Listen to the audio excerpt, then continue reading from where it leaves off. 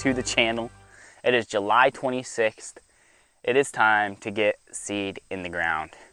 So we haven't sprayed this plot yet, and I'm getting behind on all my stuff. I was gonna till everything this year, and I don't have time to do it. So we're doing all no-till, which is pretty disappointing, but it usually turns out decent. This top I haven't had great success with up on top of this hill. So I really wanted to till it this year, but it's just not gonna happen that way. So we're gonna spray it pretty heavy today because it hasn't been sprayed yet. And then we're putting some brassicas down, some clover. We're doing a full rate of clover in with the brassicas so that next year we have a nice clover standing here. This plot it's up on top of a pipeline. I've killed 2 bucks out of it. It's pretty sweet. As you can see behind me, we got a big screen right here. You can't see nothing on the other side. I've walked up on deer 10 yards on the other side of that before. So how we hunt it is with a east or north wind. Anything in that is good, because there's a big drop off down that ridge, so it blows out over with east wind coming that way, blows out over the ridge, and everything's kind of coming down from that back corner. So this is a good food plot. Deer really like this backside of the ridge for some reason, just for cruising in the rut. And then we got a big alfalfa field out here, which obviously they like. But this spot is just a cool it's kind of a little travel pinch. And it's worked really well the last few years. I've killed like 5 bucks right here within 200 yards of this spot. So it's the spot on the farm. So yeah, we're gonna put a little effort into it. Try to get a good plot. We're gonna plant this side, and the other side of that screen is all open too. And then we have a bottom plot as well. We're just trying to get as much food in here as possible, because it's not really, if I let this all grow up, it'd be probably good bedding, but then I wouldn't really be able to hunt it. So I've opened it up with the bush hog, and now it's time to spray it real good, get plenty of food in here. Big cornfield over that way, like maybe 200 yards from here. So that's gonna be pretty sweet. That cornfield's gonna be awesome this year because it's got alfalfa. Probably 30 yards from the edge of the woods to the cornfield is just alfalfa strip. So I feel like the deer are really gonna push through there a lot. And I think that's gonna be really good for hunting this year. But all this to say, I'm not putting a ton of effort in this year in Michigan. We got the new Area 51 farm down in Illinois. Next week we're headed down there to go crazy. We are gonna be clearing land and clearing trails, building the lodge. It's gonna be awesome. But I wanna put all my effort and money into that. So these are just gonna be quick no-till plots, and let's get started.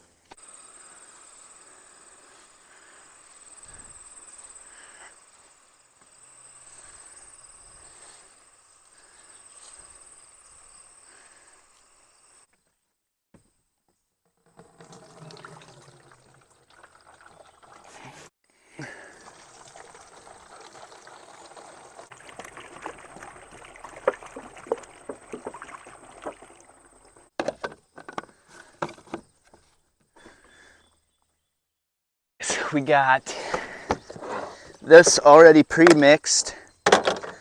So I get this at Family Farm and Home. They have like bins in there where you can get as much as you want. So I went and got a brassica mix, which is like, I'm not sure I forget what all they put in it, but it's purple top turnips for the turnips. And then I think you got some radishes in there, and 1 or 2 other things in there for the brassicas. And then you can see the white seeds, or the gray seeds. That's Ladina clover, the white clover. And I just bought that separate, and I just mixed it in with a full rate. So here we have both of these plots combined is like 1.6 acres. So for the top up here, It's a little over a half an acre. The 1.6 is all my food plots combined. This top is like 0.8 or something with everything here. So we did about 7 pounds of clover on it. I think that'll get us a really good clover plot next year. And then we did, I don't even know what the rate is for brassicas, but we did more than the clover. And we just eyeballed it and mixed it in. So should be good. Should get us a decent plot up here.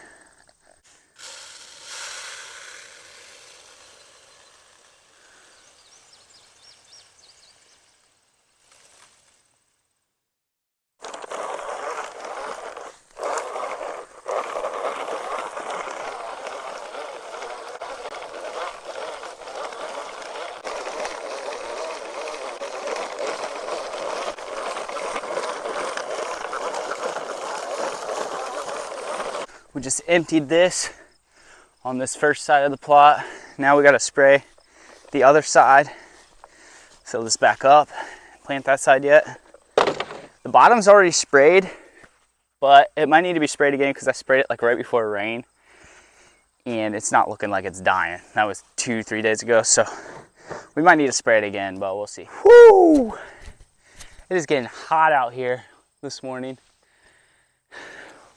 Sweating like crazy carrying that spray around, but everything's sprayed up here on top and down bottom. We got another acre plot to do today, but I need to fill up this cedar one more time.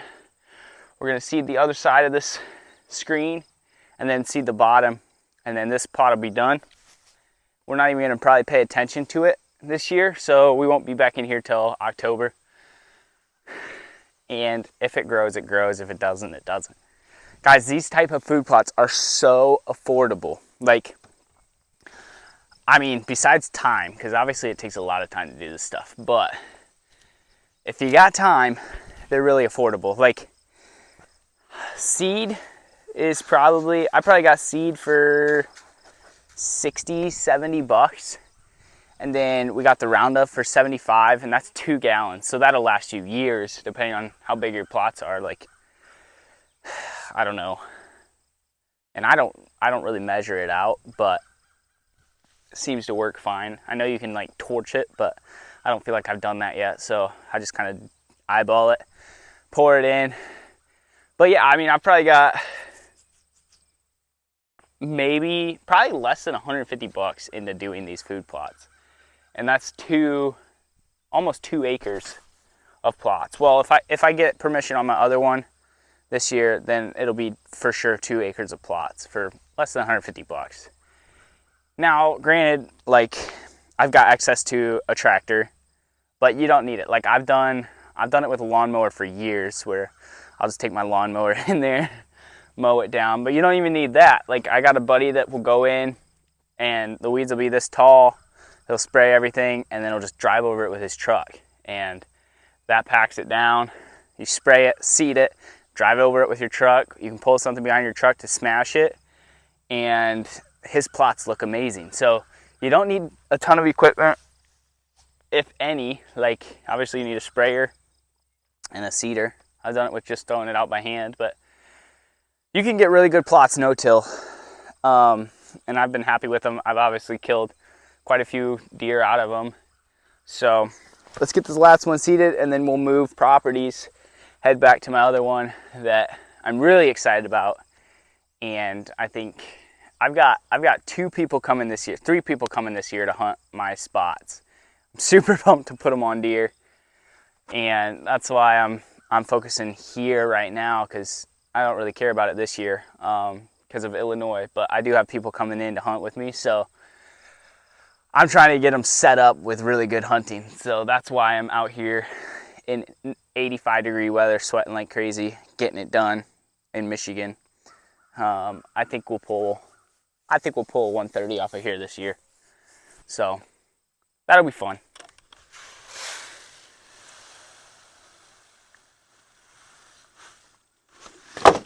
I see a lot of people adding there, scrape trees with like fence posts, or, you know, I've even cut down trees in the past and stuck them in the ground, dug holes, stuck them in the ground.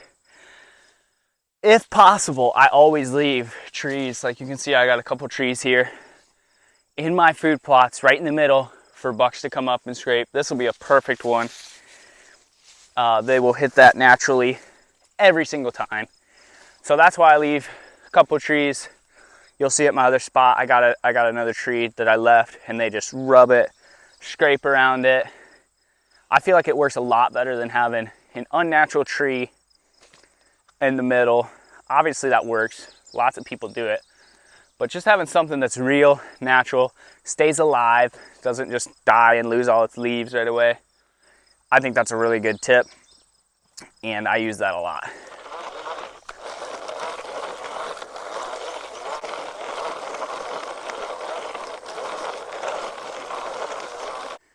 This is the bottom plot, and I made it more long and skinny, so a lot of deer pop out of that corner. That's a huge swamp back there. They'll pop out of that corner, work through here, and the bucks usually stay in that thick cover, so they'll go right into that woods, work around the ridge. Those usually funnel up that trail. But last year, so I killed a buck here in 2020, I believe, on a spot and stalk from the top of that hill. He popped out of this woods, and I missed him right here at 53 yards from up there, and they did a big circle because he was with a hot doe. Came back through, popped out, and I shot him at 27 yards right there. So that was 2020. Then last year, 2023, I was hunting up there on top of the hill, and this buck kept moving down through the bottom.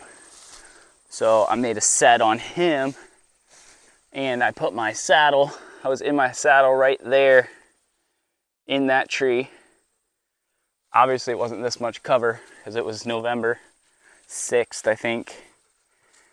And he came right down first thing in the morning, came right through here, and I shot him right here at like 15 yards. Barreled back out, died right there where I shot the buck in 2020. So it's a pretty good spot. The deer just cruise it.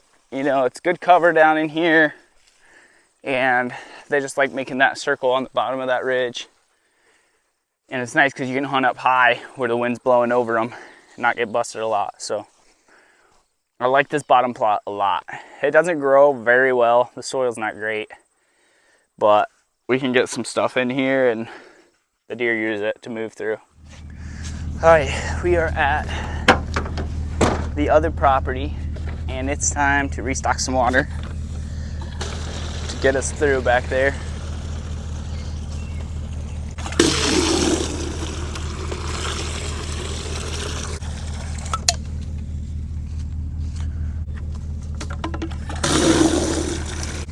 One acre back here. It's actually probably 1.2 acres. The one spot you'll see is like kind of wetland, so I've not really been able to get anything to grow because the swamp grass, the canary grass, grows a lot faster than anything else, whether I spray it or not. It just comes back so fast. So usually it just drowns out whatever I plant.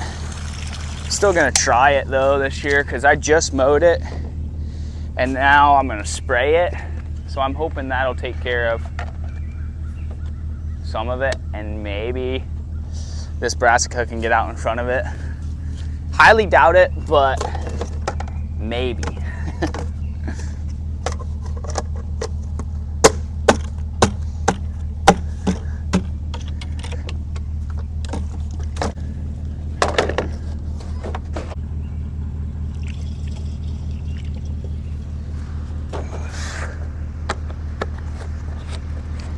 I know I'm heavy on the Roundup, but that's just because I don't have time to spray this again.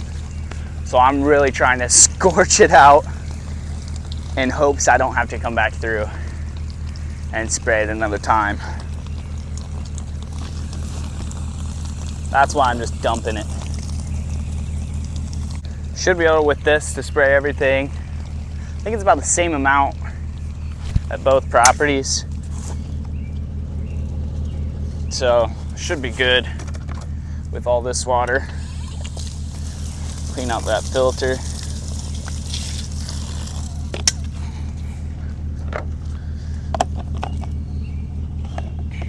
Here is the plot I'm super excited about. As you can see, we got a split here. Deer funnel out this corner. This is the canary grass I was talking about, how it just outgrows everything. So we got it mowed for now.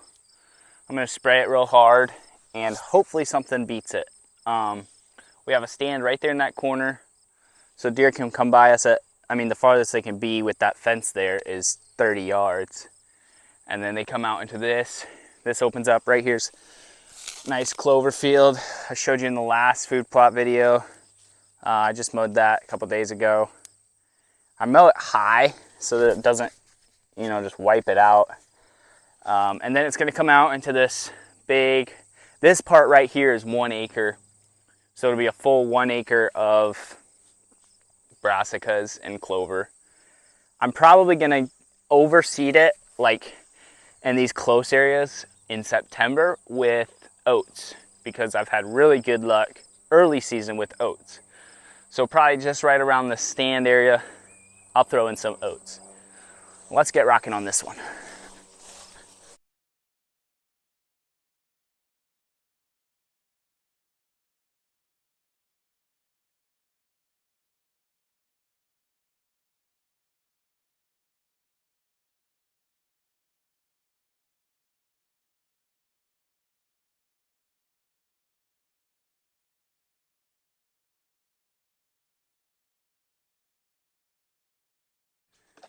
Well, this is the 4th fill up. So we've sprayed through 15 gallons. I don't know if that's accurate for the amount of acreage I'm doing, but that's what we've done. As you guys can tell, I am a very low research kind of guy. I just do it and figure it out later, which I think sometimes is a really good thing. Sometimes it can be a bad thing, I guess. But I'm a trial and error kind of guy, and that's just the way life goes.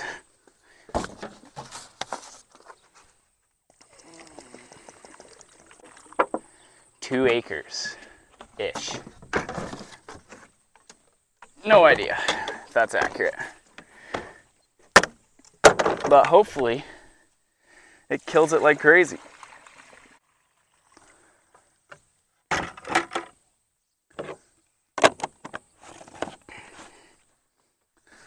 Alright, here's another one of these trees that I left out here. They rub this one like crazy. Just break it up every single year, but it grows back really nice. And that's just out here in the middle of the food plot. Spraying is done. Time to put some seed on the ground. Man, I'm so pumped for deer season. Getting out here with work like this, oh, it just gets you ready.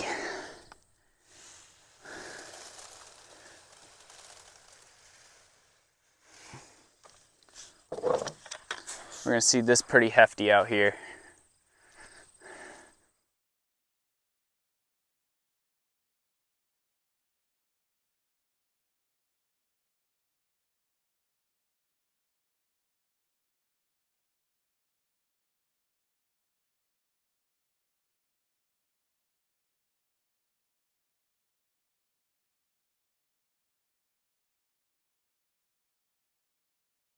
Just wanted to show you guys what we're dealing with right off the edge of the food plot.